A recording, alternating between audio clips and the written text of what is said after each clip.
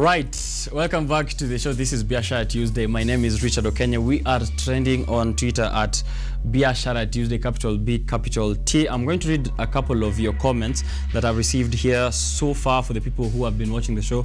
I really appreciate. We're in depth with matters business, with matters economy. We came off the launch with My Little Big Thing. They are launching a competition this year, or a challenge, My Little Big Challenge. You can check it out on their website, My Little Big Thing. This year it's all about the 12th to the 15th SDG. So if you get your innovation, your social enterprise around that SDGs 12 to 15, you can apply to enter into this year's My Little Big, to participate in this year's My Little Big Challenge, and then in the end you will get yourself 100,000 in terms of cash prize for those people who will be the winners. But if you are in the program for everyone, you're going to get some bit of mentorship, which is really important if you are keen in making your business go further. Now the comments, Mkenya Daima, wow, you guys are doing a great job.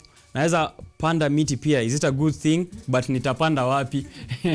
Panda hapo nje ya kwako, yeah? Every single day, just throw one seedling. That's a very good, that's your little big thing. Mtoto wa Mariam, I am eagerly awaiting for My Little Big Thing application to commence, and I diving. They're doing an awesome job. Mtoto wa Mariam, conflict of interest. You're a host for the Thursday show. Don't enter into this competition, but don't participate. I am being told that enter is not what I should be using. Don't participate in this competition, but get someone from, Rirundani or Runda, as you love to call it, to participate, yeah? Right, thank you very much for watching the show. That is Mtoto wa Mariam. Kiari Shiko, we should be doing the newspaper reviews every Tuesday, and Jesse Kimotho is a great analyst. Kudos. Yeah, for those people who missed it, earlier on in the show, we are doing a newspaper review today with Jesse Kimotho. If you missed out that, you really missed big, but you can watch it later on YouTube or on our Facebook pages. Sana Kenneth Omondi, I'm camping here, bro. One of the biggest show on TV. Nafurahia from Membly. Thank you very much for tuning in. I'm continuing to read that.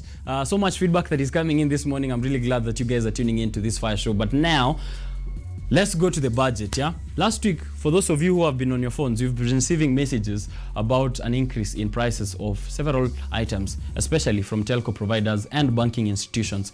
But that has become a very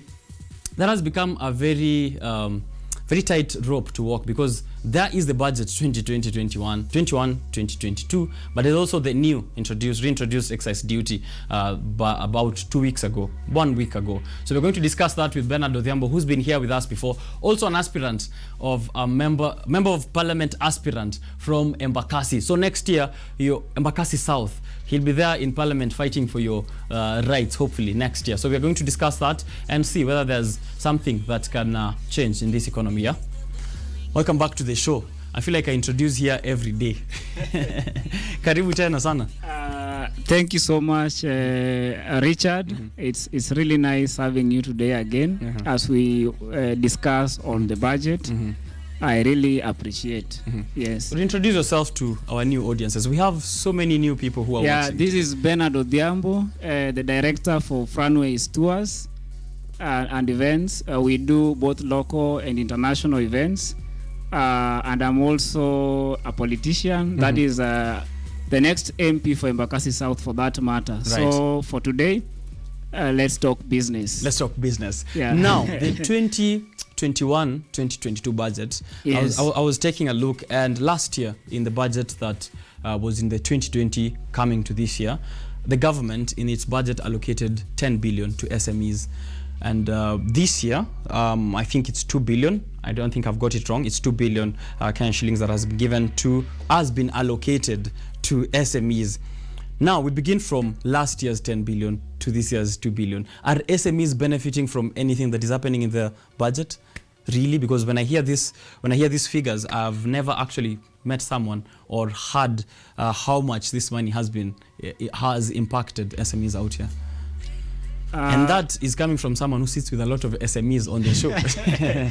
Yeah, okay. So speaking from the SME's point of view as one of the stakeholders in this business, First, I would say that when COVID-19 struck our economy, we were not in a position to be able to run businesses in terms of sustaining operations. Others closed down and all that.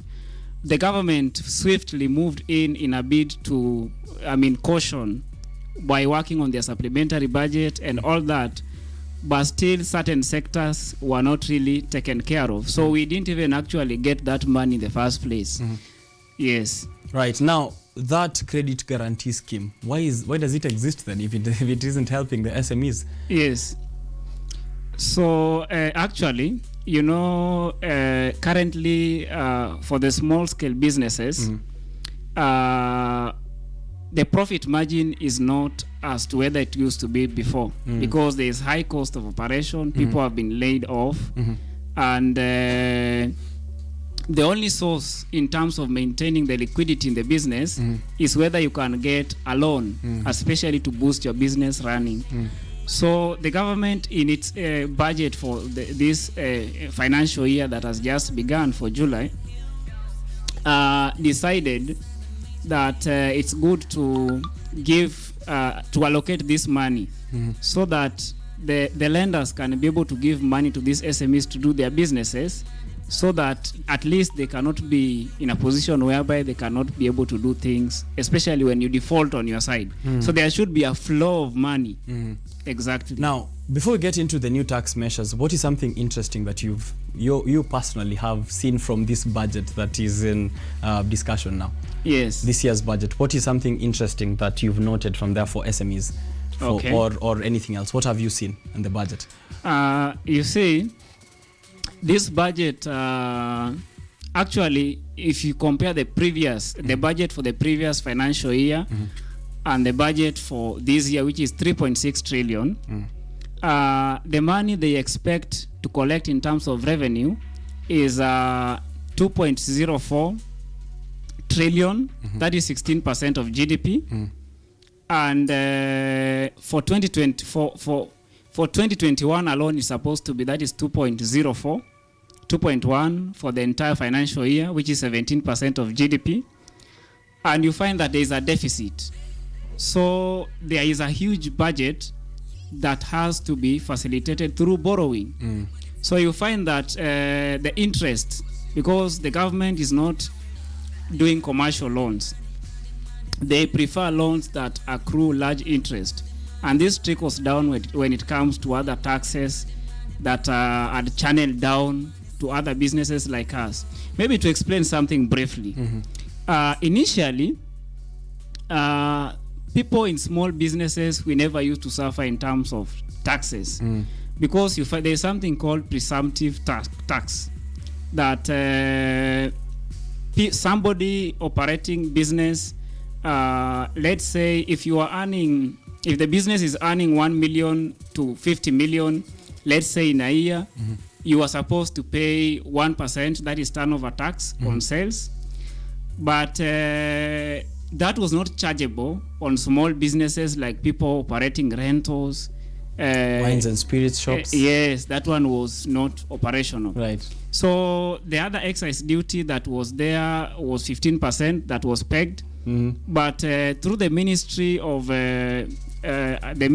Finance, they decided at least to review it to 3%, payable monthly, especially on county levy fees on license and all that. So I think yes, the budget looks good, but what we have is like poetry. Because if somebody says that we are going to give you this money at least to help you, but in real sense, from where I sit, we cannot run our businesses. There is high cost of operation and doing all that, but getting this money is not that very easy. Right. So there is tough time ahead of us. And it's even tougher for betting firms because they've reintroduced that excise duty in a bid to curb betting, which I am not sure really how that's going to help. So they've reintroduced their 20% on the stake amount for everyone who's taking a bet on a betting site. Is this going to really help curb the betting menace, or is the government trying to raise more money from people they are seeing who are making so much money? Rich, do you bet yourself? No. Oh, you but don't I bet on my life. And I bet on several other things that are not football or games. But is this going to help? When SportPesa was doing very well, I remember my late mentor, the late Honorable Jacoyo Midio. These are the people who proposed that tax was supposed to be raised on betting farms, so that we can have youths maybe trying to curb it, so that we do not have people going into that direction. But speaking from a political point of view, the tax increase is meant for government to get money to do its own things. Like there's a lot of insincerity in this thing. Because even if you say that I'll be taxing you 30%, 30% will be trickled down to the person betting. So if you win 1,000, I earn 300. And we are okay because maybe you use 5 bob or 20 bob. Right. Yeah. So it's all about, there's a lot of insincerity in it, and I think the country is not doing the right thing in terms of... Is the government trying to cover its overdrafts or that debt deficit? There is something called debt servicing, and with reference to what was has been made in the budget, they are supposed to collect revenue by trickling down into all other sectors, so that at least they can be able to pay using the domestic proceeds. So that is what they are trying to do, so that at least the government can be able to pay up the debts that Comrades, yesterday, comrades of the University of Nairobi woke up to the doubling of tuition fees. Is this also another move? Do we have to tax Kenyans to death for the government to raise money or for institutions to survive? Are there no other ways that this can be done to service that debt? Richard, education is your right in this country. If you ask me, I don't even know why we are paying fees to go to school. In developed countries, it is the responsibility of the government, because the government is investing in its human resource, so that one day when you are doing business or you are working, they tax you, they get back their money. So the issue of doubling, it is even 118% increase. Do they have something on HELB this year? Yeah, but it was just a few number of students who are meant to get it. So I feel that one is so unnecessary. But again, I think it is high time the Council for University Chancellors and the Ministry of Education, any addition of school fees should be done with reference to Parliament having passed a legislation. You cannot wake up one day and then you are telling students to pay 3 times or twice. Otherwise, I think those students need to go and sit back at home until the university will consider reviewing those fees. They've actually issued a notice for strike. I don't even know what they are waiting for. They should strike now. So right. So the government is trying to cover, or institutions are trying to cover their bases without involving legislation or the public. Is this right? You as someone who is going to be sitting in the future in that particular house that we are talking about today, is it right for this to happen? Do we need, at this point, since we are in a critical moment as a country, we are still in a period of the COVID-19 pandemic. Immunization is still not even 5%. We have not had 5% of vaccinations in the country.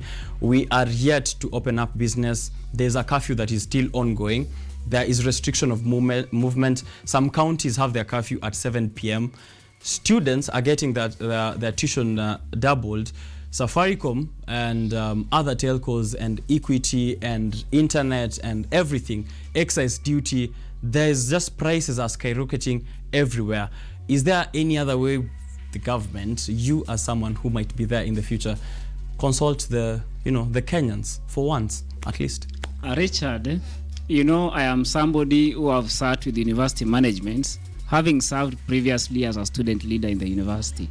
So the issue of doubling school fees, if you ask me, the university has so many assets in terms of, there are so many ways of collecting revenue internally that the government can only come in maybe by increasing the allocation they do to universities, at least to ensure that their normal day-to-day operations are done. So it's a failure on the side of the government to ensure that the universities are funded by the amount of money they need to do the operations.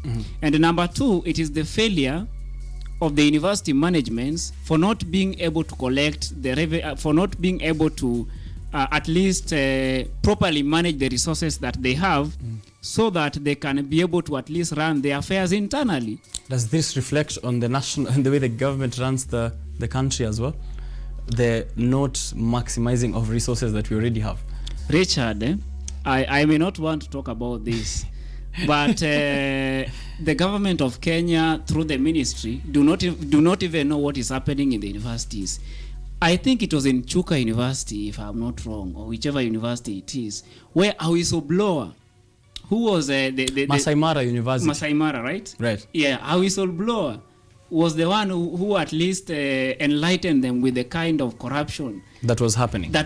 Universities have money. Yes. True. According to the 2020 GDP data released by KNBS, the economic performance of the first quarter of 2020 for Kenya was 4.9%, while for this year they're expecting that we bounce back to 6.6% in 2021. Do you feel any optimism for economic recovery from the new, or everything that is happening, and with the new budget, of course? Richard, I can see that the ministry and the government have put up some strategic plan on how they can be able to do that, whereby they talk about enhancing their COVID-19 preparedness. They also talk about enhancing how to facilitate or service debt vulnerability, especially in government parastatals. But they are also focusing on working on what is called a policy framework and financial stability, for that matter, in terms of the market rates and all that. And also to work on a proper balance of payment, because the ministry, in terms of balancing the prices of goods and services and maybe the excise duties, with reference to balance of payment and all that, they are thinking that whatever has been initiated by the ministry is to ensure that we have a balanced inflationary rate of about 5.9%, 6 to 6.1%. So there are chances we might bounce back, actually. Yes, right. When everything is implemented into the latter. Not this amount of money is allocated to this sector, and tomorrow you find that some people have made millions out of HIV and AIDS drugs. So people die because you want to be a billionaire. Unless we fight corruption. And I don't even understand why the ministry has allocated a lot of money to fight corruption, rather than channeling this money to the small and medium enterprises like us, who are trying to struggle within the small market space that we have to do our businesses. Is there anything positive out of the budget? I feel like we are on very negative on a very negative note. It doesn't look good. We've talked about that credit guarantee scheme that still is supposed to be active, and I haven't seen it with any SME yet. But is there? I was seeing there is also the Jua Kali sector has been accorded the duty-free imports as well, and also a very smooth environment to operate. Is there anything positive out of this year's budget that you've seen? Okay, the positive things that I've also seen with reference to small-scale businesses is that the budget seeks to ensure that in terms of the stimulus package, that we have the government, according to the SMEs. Yes, that the government to pay it is something we call it VAT refunds on the whatever goods and services or service somebody is doing, right, to ensure that at least even if you are paying tax on your licensing, there is something called a tax holiday, because when the VAT charged on whatever goods and services your business is doing is taken care of by the budget, then it is fine. Another thing which is an observation from the previous financial year, at least the economic shocks was at around 0.6. And with reference to the budget for this financial year, it is expected that when all measures are taken care of, at least it should bounce us back to at least 5.4% economic growth. Yes. Right. Now, the tax measures, I'm going to read them quick, that have been accorded to a few SMEs. Finished iron and steel products are going to be imported at 25% excise duty to protect local manufacturers from cheaper imports. Then manufacture of diapers are going to be they're going to be duty-free for 1 year. Leather and footwear products imports are going to be at 25%. The betting excise duty, as I said earlier on, has been introduced at 20%. So for all those people who are betting, a national informal pension scheme targeting the Juakali sector, as I said earlier on, set to be set up and rolled out in July of this year, 2022. And of course, the Kenya Mortgage Refinance Company is going to issue an infrastructure bond to provide more cash for cheap loans extended for Kenyans for the purchase of homes. We were earlier on speaking matters housing over in Nakuru. The county government of Nakuru is trying to set up a couple of houses for public housing. And this is something that the government was trying to do back then in Nairobi. Now, the Kenya Mortgage Refinance Company is going to issue those bonds to help Kenyans to purchase of homes. Is this going to solve our housing issue? Of course, that is a very good initiative because, mortgage financing and T-bills are one of the ways that the government use to raise money, especially when they want to put into their projects. And also at a fair rate given, it's something positive. Yes. Right. Now, you're going to be a member of parliament for Embakasi South, hopefully, by next year. Winston Churchill once said, for a nation to tax itself into prosperity, it's like a man standing in a bucket and trying to lift himself up by the handle. Now, from your reaction to that quote, and if and when you get to sit as a member of parliament for Embakasi South, what is something different you're going to push for other than the taxation of Kenyans, which is what everyone out there is crying for today? Businesses are getting taxed. There is that excise duty, as we said, and even for online businesses, they've just KRA just brought in the new digital taxation, digital service tax. Is there something different you're planning on? Now this is your time to sell yourself. Richard, I think my core priority business is to at least help Kenyans to be in a position to put food on their table. Right. When somebody has food on their table, that is one of the basic needs that we are supposed to have. And for this country to be rich as we expect it to be, it has to be what is called the bottom up. Upward. And I'm not quoting anyone. I hope not. I'm not quoting anyone. Right. So it has to start. It has to start from the bottom. There are people in the Juakali sector. There are people in the textile industry, people in the service industry like myself in the tourism industry, and others.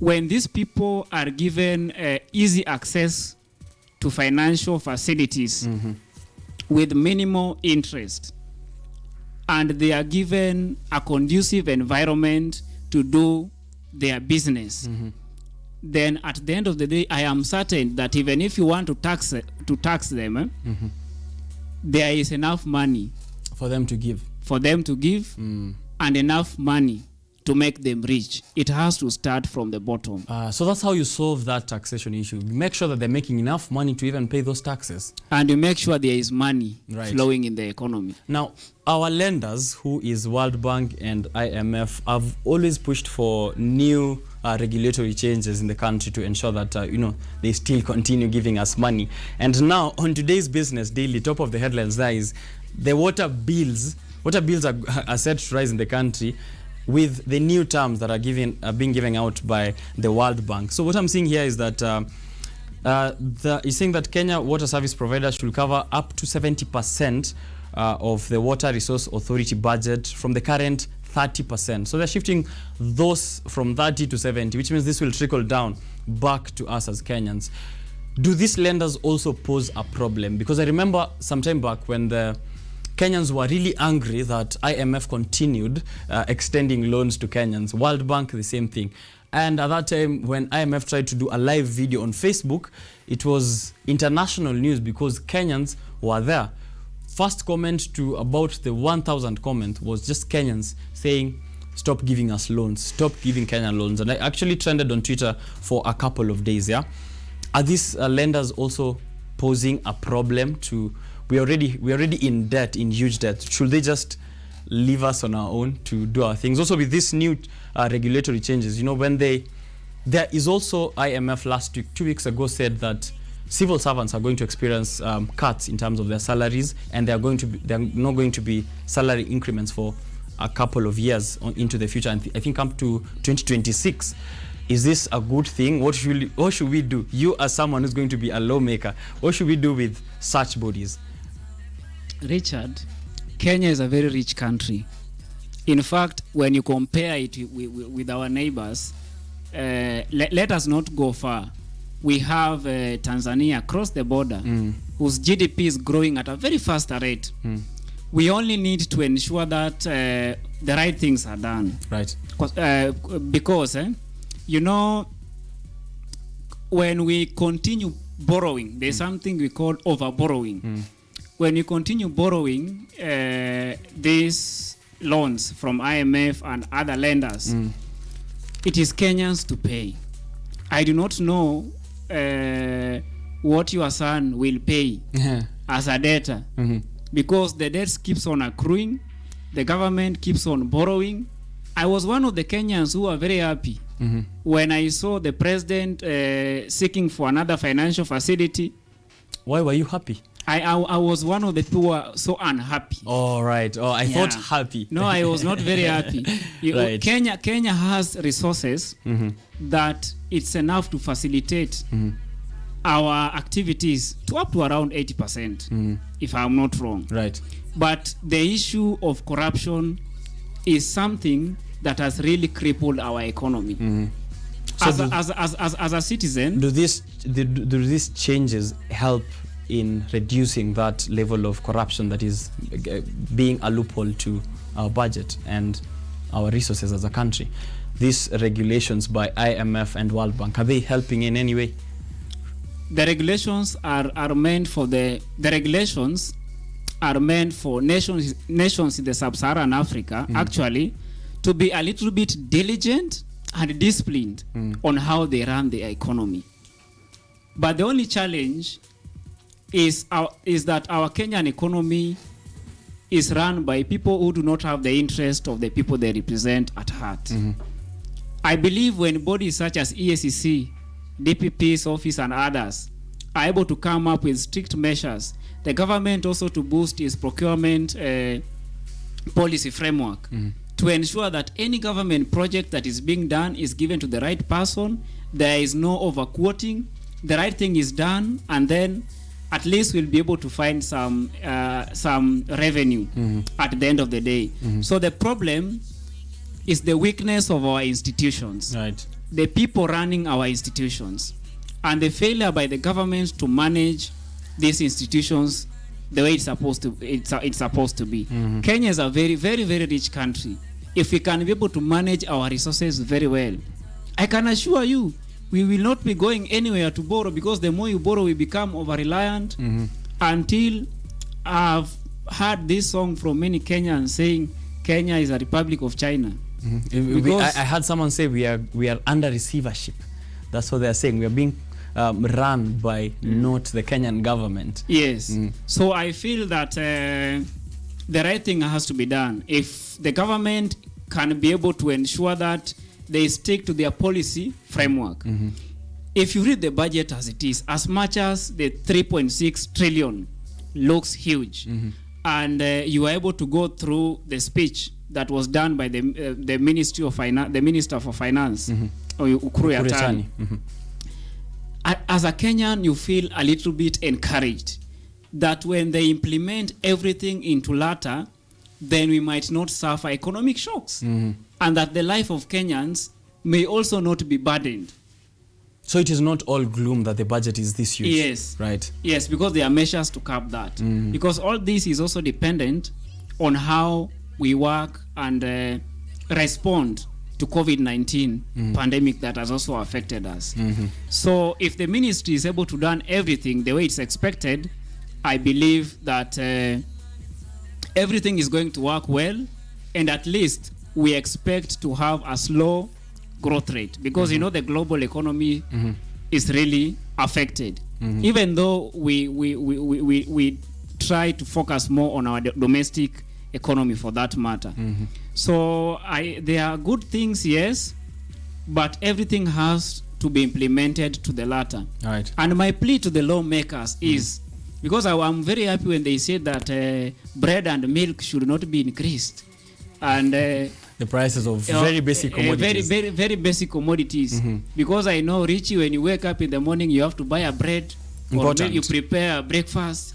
For all that, for a loaf of bread, yeah. Yeah, exactly. So I feel that the right thing has to be done. The only thing I don't like is when I see some of the members of the Parliamentary Accounts Committee speaking on newspapers, even though they say in Parliament they don't quote newspapers. They depend on Hansards. Right. Yeah. They speak as if they are angels in this country, as if they don't belong here.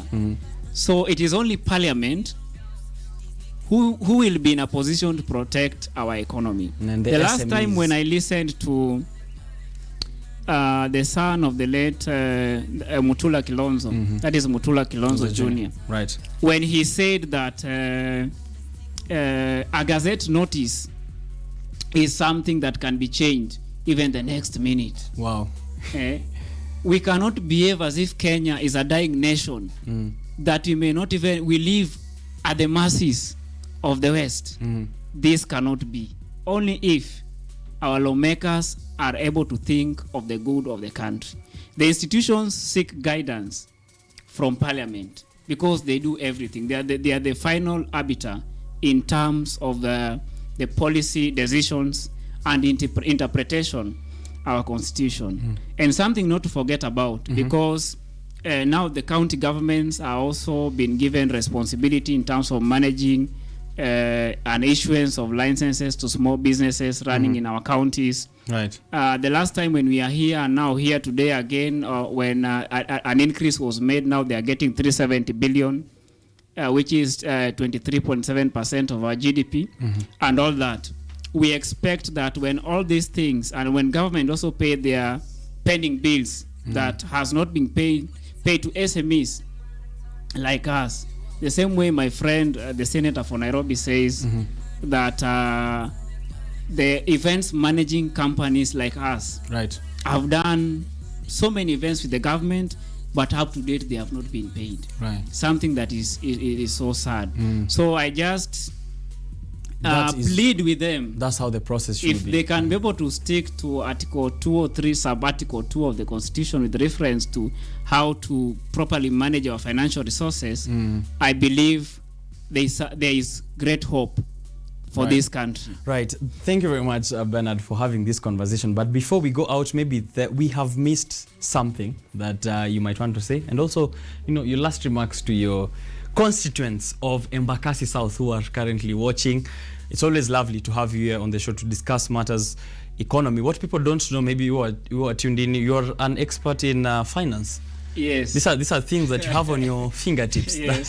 That's why we love to have you here. Yeah. Eventually, if you manage, if and when, I love to use if and when you manage to take a seat in that house to ensure that you cushion the SMEs who are watching, the youth who are pushing business. This is your camera. Thank you so much for this time. First, I would say again that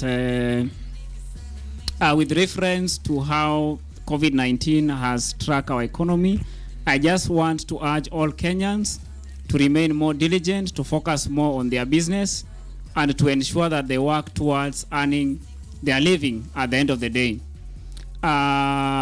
Personally, as the director for Franways Tours, we do a lot of tours. Our upcoming vacation, because I'm somebody who loves going out there to get new experiences, And this time round, we'll be going with my brother Richard Okenye. Yes. In Dar es Salaam, Tanzania, and Zanzibar in October. Right.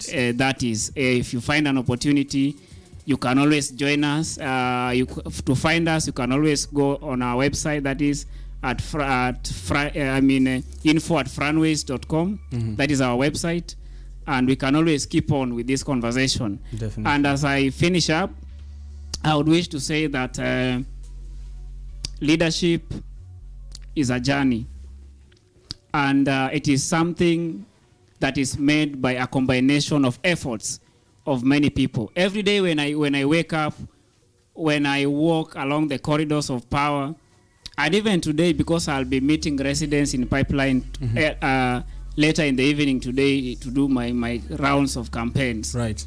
All they tell me is that we are not looking at people who think they have brains or people who think they have papers, they have gone to school. But we are looking for people who are solution providers. And I believe that I am that solution that this generation need. Right. I am that solution that this country need. And I believe together we are going to ensure that everything works well when we put God first in everything. So I want to thank you so much. Tuendelee kutembea pamoja. Kweli. Na Mungu atatubariki. Asante sana Benard. Thank you. Always lovely to have you here. Thank you.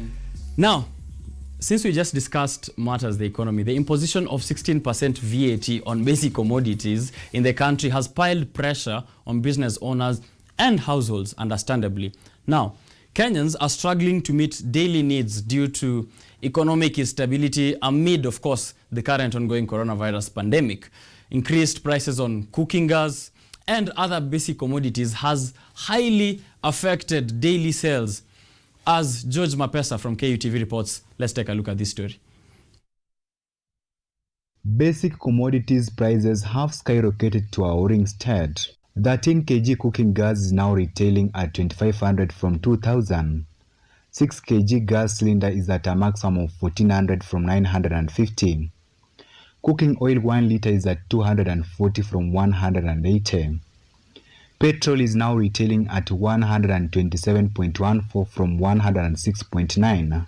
Kerosene is at 97.85 from 84.7. Diesel is at 107 from 96.4. Maize flour 2 kg is retailing at 110 from 97. Wheat flour 2 kg is at 130 from 115.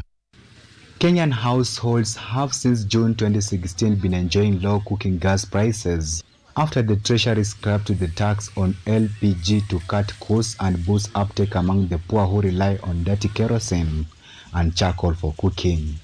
Now households will have to pay at least 350 more for cooking gas, following the instruction of the 16% value-added tax on the commodities, adding to the pain of cost of life. Tunauza 6 kg 1,400 kwa sahi. Sasa hiyo sasa ndio imeleta customer wameona kama kuna fenye tuna wanyanyasa kama sisi wauzaji. 13 kg tulikuwa tunauza na 1,500 1,400 mpaka 13. Sasa hii imeenda mpaka 24 25. Families are now struggling to meet daily basic needs, with some resorting to boycotting expensive products and opting for cheaper ones like kerosene and mandazi. Hata maybe ulinunua jana ukiamka asubuhi unaambiwa imeongezea. Sasa hadi unashtuka, maybe unaweza rudi ama ukiona tu you will make it unanunua. Kama ulikuwa unataka sukari kilo unaweza chukua quarter. Juu hauna option, maybe inalazimisha utumie. Ama the best option ni kuachana na sukari maybe. Vitu mingi sasa ni kama tutaachana nazo. Sana sana mkate, hiyo gas, kutumia tu mafuta ama jiko. Increased cost of basic needs has resulted to low sales, which has in return resulted to laying off of staffs in small and medium enterprises, as this means that business owners will have to dig deeper into their pockets in order to pay workers due to low profits. Sana unajua wajui fenye fenye kuko anaona mtu mwenye customer anaona ni mimi mwenye namuuzia ajui mwenye aliniuzia vitu nikuje kuuza. Ni mimi anaona sasa niko na shida. Simtakii mema. In these economic times, it is becoming extremely difficult for many Kenyans to make ends meet. While this unfortunate consequence, the situation has been exacerbated by measures put in place to mitigate the spread of COVID-19, with the most recent restrictions necessitated by the surge in the number of cases in the country. Kenyans will now have to dig deeper into their pockets to afford this 2 kg packet of maize flour, which is now retailing at 110 shillings, an increase of that 5 shillings from the previous price. George Mapesa, KUTV.